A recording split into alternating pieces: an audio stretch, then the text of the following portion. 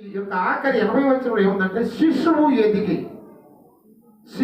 ఎదిగి ఆత్మయందు బలము పొంది ఇజ్రాయేలునకు ప్రత్యక్షమగు దినము వరకు అరణ్యములో ఉండెను. ఇక్కడ తర్వాత వచనము 3వ అధ్యాయము 2వ వచనములో అన్నయు కైపయు ప్రధాన యాజకులుగాను ఉన్న కాలమున అరణ్యములో ఉన్న జకరియా కుమారుడైనటువంటి యోహాను నొద్దకు దేవుని వాక్యం వచ్చెను. జాగ్రత్తగా వినండి ప్రియులారా. శిశువు ఎదిగి బలము పొందు వరకు, శిశువు ఎదిగి ఆత్మయందు బలము పొందు వరకు ఆయన అరణ్యములో ఉన్నాడు. ఎంతకాలం ఉన్నాడంటే దేవుని వాక్యము ఆయన ఎంతకు వచ్చిందాకా ఉన్నాడు. ఆ రోజుల్లో దేవుని వాక్యము లేని రోజులవి. మలాకి గ్రంథము దగ్గర నుంచి ఈ యోహాను గారు జన్మించి ఎదిగి అరణ్యంలో ఎన్ని సంవత్సరాలు ఉన్నాడో అప్పటిదాకా దేవుని వాక్యము లేనటువంటి మౌన కాలం, చీకటి కాలం. అది ఒక విధంగా రాత్రి కాలం. అది ఎక్కడ దేవుని వాక్యం వినబడనటువంటి కాలం అన్నమాట. ఇజ్రాయేలీలు, యూదులు, హెబ్రీలు అందరూ కూడాను లోకానుసారమై విగ్రహారాధికులై దైవిక జ్ఞానము లేకుండా బ్రతుకుతున్నటువంటి ఆ యొక్క మౌన కాలములో యోహాను గారు పుట్టాడు. దేవుని ఆలయాలు, సంఘాలు దొంగల గుహగా మారిన కాలాలవి. సంఘాలలో వ్యాపారం చేస్తూ ఆ పావురాలు నమ్ముతూ, గొర్రెలు నమ్ముతూ వారి ఇష్టానుసారముగా జీవిస్తున్న కాలం అది. వాక్యము లేని కాలం. అయితే లేకలేక పుట్టినటువంటి ఈ యోహాను గారు, వృద్ధాప్యములో పుట్టినటువంటి యోహాను గారు పాపం అరణ్యములోనికి ఎందుకు వెళ్ళాడు? వాళ్ళ అమ్మా నాన్న ఎలా ఊరుకున్నారండి? మీరు ఊరుకుంటారా? ముసలితనంలో మీకు ఒక బిడ్డను దేవుడు ఇచ్చాడండి. ఆ బిడ్డ ఎదిగేసాడు. నాన్న నేను అడవిలోకి వెళ్ళిపోతున్నాను అని అన్నాడు. ఏమ్మా తల్లులు మీరు ఊరుకుంటారా? ఎలిజబెత్ ఎలా ఊరుకుందాం మరి? అడవిలోకి ఎందుకు నాయన? అక్కడ ఏం తింటావురా? అక్కడ ఏం కట్టుకుంటావు నాయన? అక్కడ ఏ పులులు, ఏ సింహాలు, ఏ ఎలుగుబంట్లు నిన్ను చీల్చేస్తాయి నాయన? అరణ్యంలోనికి ఎలా ఎందుకు వెళ్తున్నావు అంటే, అమ్మా ఇక్కడ వాక్యం లేదమ్మా, నేను ఎందుకు వచ్చాను? ఆ కార్యం నెరవేర్చడం లేదు ఇక్కడమ్మా. అయ్యో ప్రభు రాబోతున్నాడు. ఆయన మార్గం నేను సరళం చేసి ఆయన రావడానికి నేను సిద్ధపరచాలి కదా. అయ్యో ఇదేది చీకటి గుయ్యారం లాగా, దొంగల గుహలాగా ఉన్నాయి. వాక్యం అనేది అసలు లేదమ్మా. నేను ఉండలేను ఈ సమాజంలో, నేను ఉండలేను ఈ దొంగల గుహలుగా, ఈ యొక్క చీకటి బ్రతుకుల మధ్య జీవిస్తున్న ఈ మనుషుల మధ్య నేను నిలవలేనంటే నిలవలేదమ్మా. దయచేసి నన్ను వదిలిపెట్టండి. దేవుడు నన్ను ఎందుకు పంపించాడు, ఆ కార్యం నేను జరిగించాలి. అంతే వెళ్ళిపోయాడండి యోహాను గారు. ఆ తల్లుల బాధ చూడండి, ఆ తల్లి తండ్రుల హృదయం చూడండి. వృద్ధాప్యంలో కొడుకిచ్చాడని ఆనందిస్తా ఉంటే అడవికి వెళ్ళిపోయాడు. నా బిడ్డ అక్కడ ఏం తింటున్నాడో ఏమో, చలిలో వాడికి కప్పుకోవటానికి కూడా ఒక గుడ్డ, ఒక కండ వల్ల తీసుకెళ్ళలేదే నాయన. యోహాను ఏం చేస్తున్నావయ్యా? దేవుడే చూసుకుంటాడు. హల్లెలూయా. ఆహారం లేదండి, మెట్టలు పట్టుకొని తినేవాడు. ఆహారం లేదండి, తేనె తుట్టెలు పిండుకొని తేనె తాగేవాడు. వస్త్రాలు లేదండి, ఒంటి చర్మాన్ని తీసుకొని వస్త్రంగా కట్టుకున్నాడు. ఆయన అరణ్యములో ఉంటున్నాడు. చలి లేదు, ఎండ లేదు, భయము లేదు, ఏమి లేదు. ఒకటే ధ్యాస, వాక్యం. ప్రభువా నాకు వాక్యమే, నాకు వాక్యమే, నాకు వాక్యమే. ఒక్క దినాన చూడండి, నా 3వ వచనం మళ్ళీ ఒకసారి సహాయం తల్లి. 3వ అధ్యాయం 2వ వచనము, లోక సువార్త 2వ వచనము. అన్నయు కైపయు ప్రధాన యాజకులుగాను ఉన్న కాలమున అరణ్యంలోనున్న జకరియా కుమారుడైన యోహాను నొద్దకు దేవుని వాక్యం వచ్చెను. స్తోత్రం. దయచేసి గమనించండి, మీ దగ్గరికి దేవుని వాక్యం వచ్చిందా? దేవుని వాక్యం ఏ దినానైనా మీతో మాట్లాడిందా? ఆ దినాన యోహాను ఎందుకు దేవుని వాక్యం వచ్చినప్పుడు అరణ్యములో నుంచి మరలా లోకములోనికి రావటం మొదలుపెట్టాడు ఆయన. ఆ అరణ్యములో యోర్దాను నది ప్రవహిస్తా ఉన్నది. వినండి, యోర్దాను నది ఒడ్డుకి ఆయన వచ్చాడు. ఆయన వచ్చి కేక వేస్తూ ఉన్నాడు. ఒకసారి మత్తయి సువార్త 3వ అధ్యాయంలోనికి మనం వెళదాం. మత్తయి సువార్త 3వ అధ్యాయంలో దేవునికి స్తోత్రములు. మొదటి నుంచి చదువుతున్నాను, నేను చదువుతాను. ఆ దినముల యందు బాప్తిజం ఇచ్చి యోహాను వచ్చి పరలోక రాజ్యము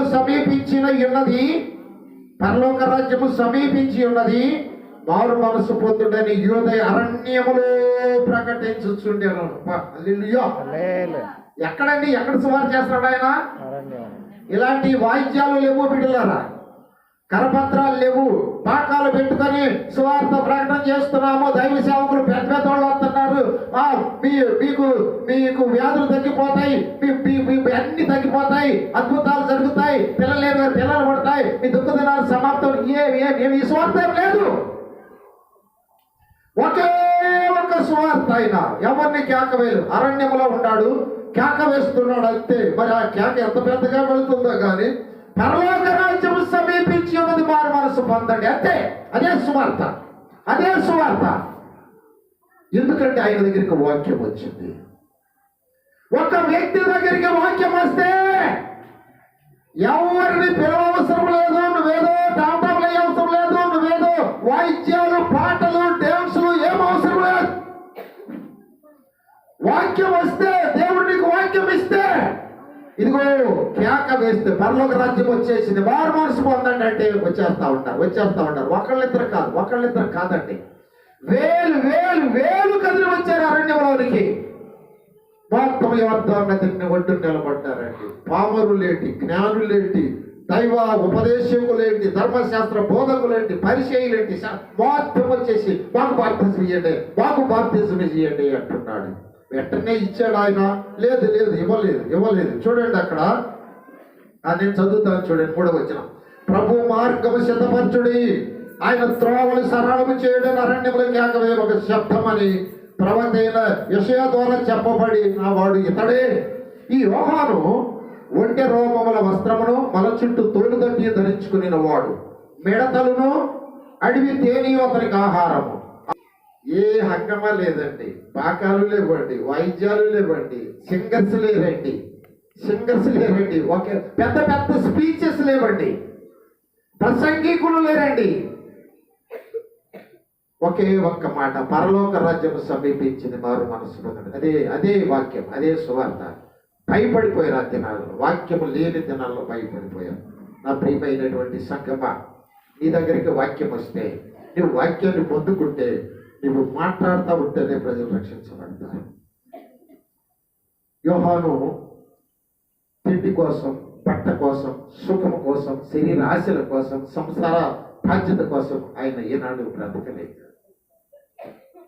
ఖచ్చితంగా ఉన్నట్టు నరికినట్టుగా చెప్పాడు. అతను రాజు అయినా సరే, అతను ధర్మశాస్త్ర బోధకుడైనా సరే, వెంటనే కత్తితో నరికినట్టుగానే, ఇదిగో గొడ్డలు చెట్టు వేరున ఉంచబడుతుంది, ఫలించకపోతే నరికి అగ్గిలో పడేస్తారు అంతే. ఇదిగో చేటానికి చేతిలో ఉన్నది చెరిగి పొట్టును అగ్గిలో కాల్చివేస్తాడని బోధించాడండి. నిష్కర్షమైన బోధ, ముఖమాటము లేని బోధ. వాళ్ళేమనుకుంటారు, వీళ్ళేమనుకుంటారు, కొడతారు, చంపుతారు, తిడతారు, విమర్శిస్తారు. Don't care. అరణ్యములకు కేక వేస్తా ఉన్నాడు. ఇక్కడ 7వ వచనం చదువుతారు చూడండి. మరియు పరిసయ్యులలోను సద్దూకయ్యులలోను అనేకులు బాప్తిజమము పొందవచ్చుట చూసి, సర్పసంతానమా, మీకు సర్పసంతానమా, రాబో ఉగ్రతను తప్పించుకోవడానికి మీకు బుద్ధి చెప్పిన వాడు ఎవడు? అసలు మీరు ఎట్ట బతుకుతున్నారు?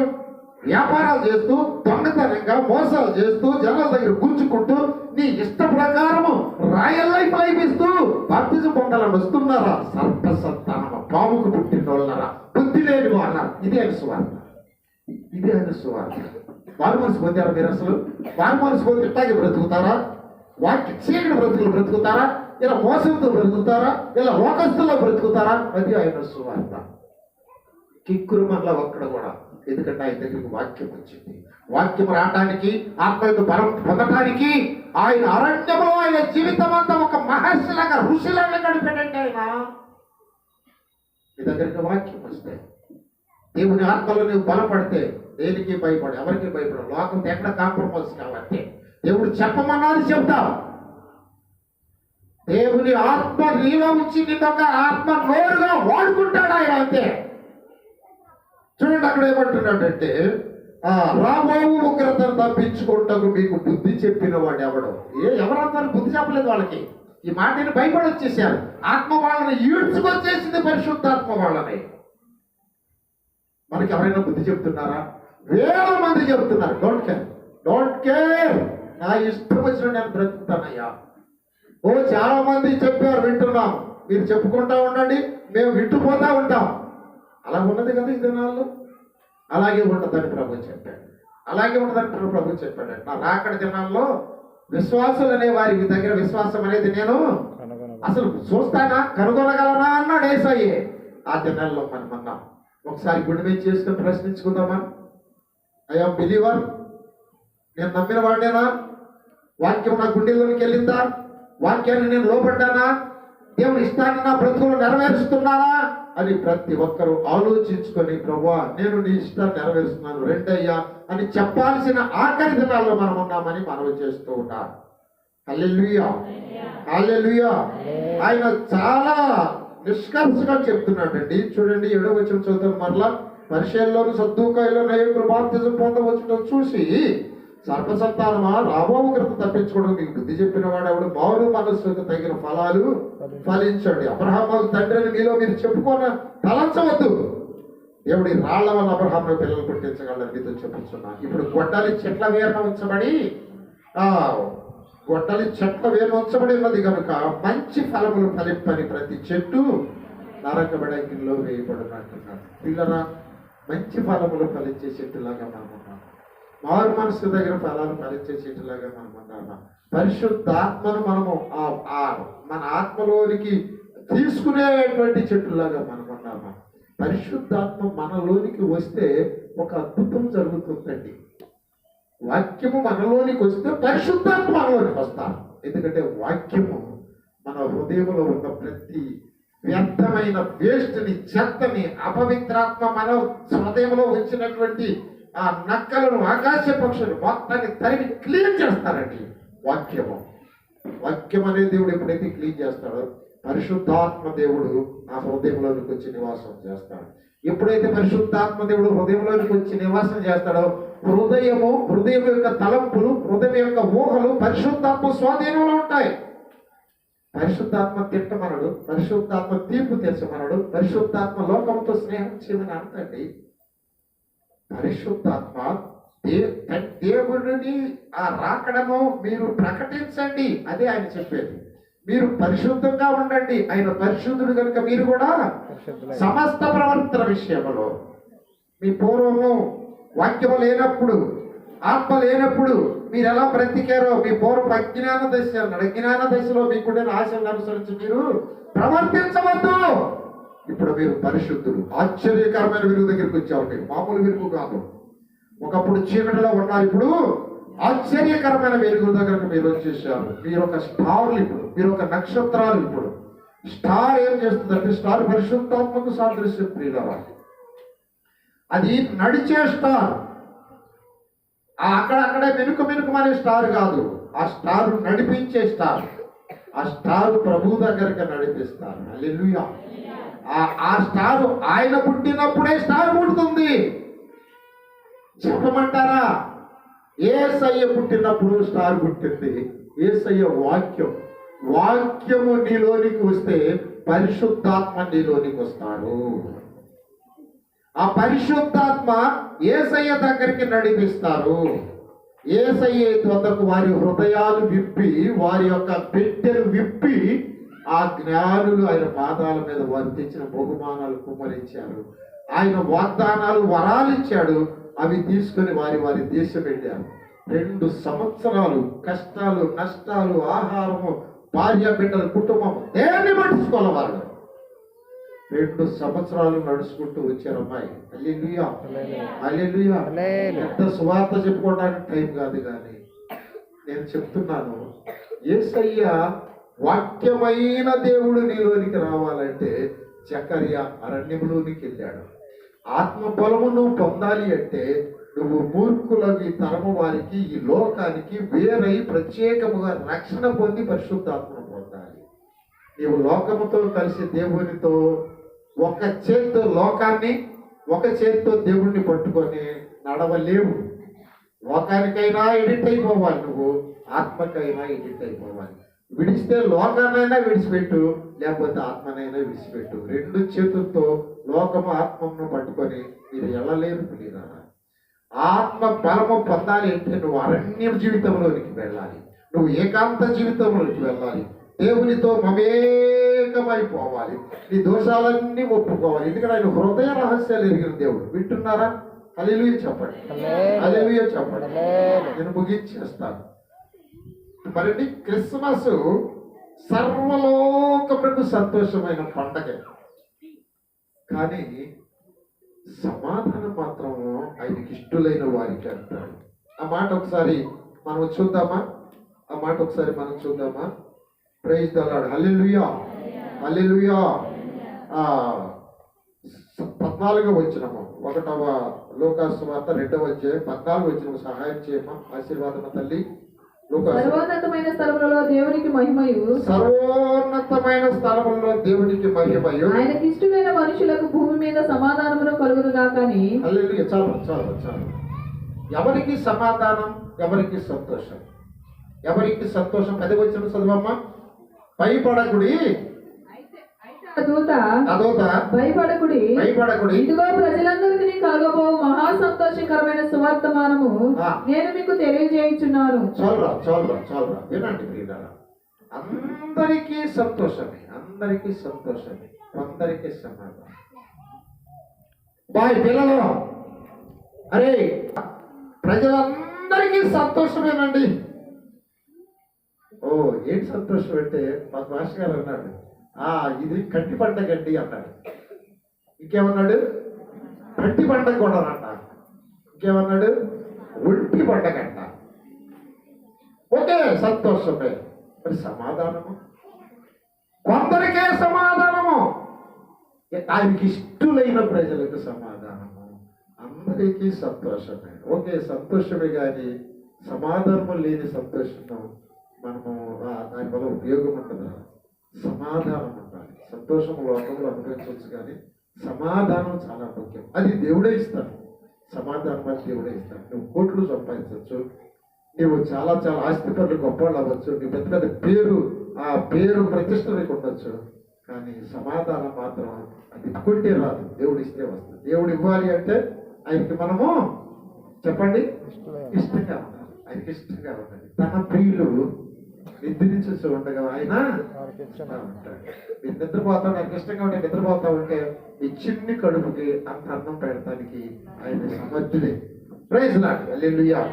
కనుక సర్వోన్నతమైన స్థలంలో ఆయనకి మహిమే, భూమి మీద ఆయనకి మహిమ లేదు. ఆయన మహిమను దుష్టుడు దొంగిలించి వేస్తూ ఉన్నాడు. ఆయనకి ఇష్టలుగా ఉంటే ఆ మహిమను మనకిస్తాడు. ఆ మహిమ మనలో ఉంటేనే పరిశుద్ధాత్మ మహిమ శరీరాలతో మనం నింపి పరలోకానికి తీసుకొని వెళతాడు. దేవునికి స్తోత్రం. 2 మాటలు చెప్పి ముగించేస్తాను. వాతావరణం